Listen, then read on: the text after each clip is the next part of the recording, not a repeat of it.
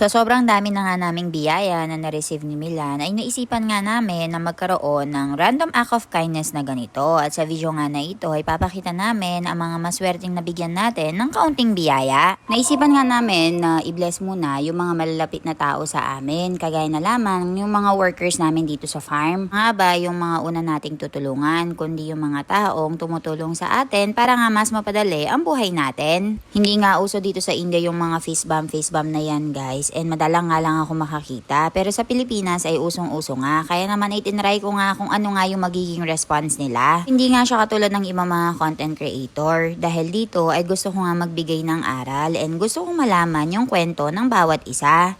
Kaya naman sabi ko kay Milan ay try niya kay Hares Boy. And dito nga guys, tinatawag ni Milan si Hares Boy pero hindi nga siya lumalapit dahil nawiwirduhan nga siya kung ano nga ba yung ginagawa ni Milan dito.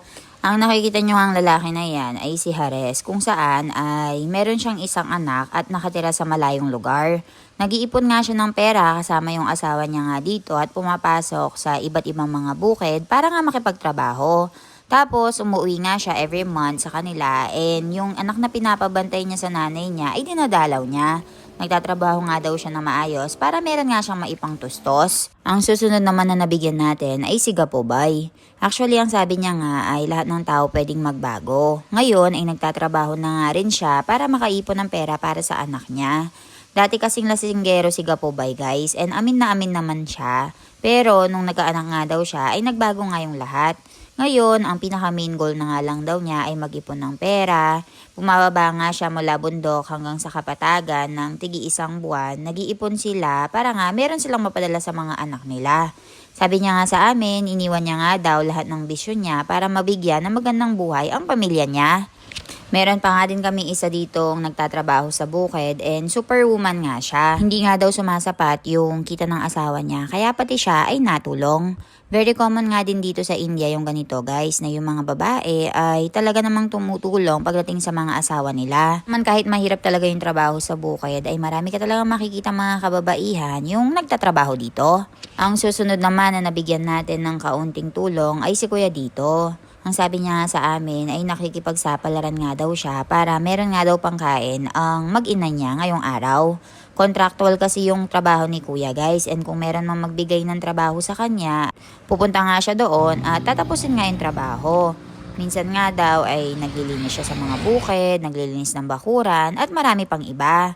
And habang papauwi nga kami dito guys, ay marami nga ako nakita dito na mga nagtatanim sa bukid and halos sa kanila ay mga kababaihan. Hindi nga nila alam yung konsepto ng peace bomb dito guys, kaya naman ay medyo nag-wonder siguro sila kung ano yung ginagawa ko. Pero si ate dito yung maswerte na nakipag-peace bomb sa akin, ay tuwang-tuwa talaga siya. Tuwa nga ako doon sa mga kasama niya and kung alam nga lang daw nila na may pera ay makikipag-unahan nga daw sila. Dahil nga nakatira kami sa village ay very common na sa inyo ang makakita ng mga nag-aalaga ng mga hayop kagaya na lamang ng kambing, baka at kalabaw. Napili nga namin si Kuya dito at nakipag-peace bomb nga kami sa kanya.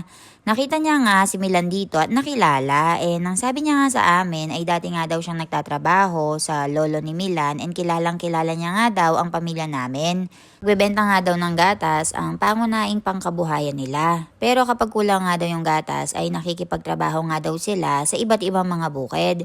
And ang isa sa mga bukiran ni na Milan ang pinupuntahan nila kasama nga yung anak niya. Dahil nga dito kami sa village na napakaraming nagtatanim ng mga banana ay usong-uso na nga rin dito ang harvesting. Meron nga kami nakita dito na isang truck nag-harvest nga sila and tulong-tulong nga.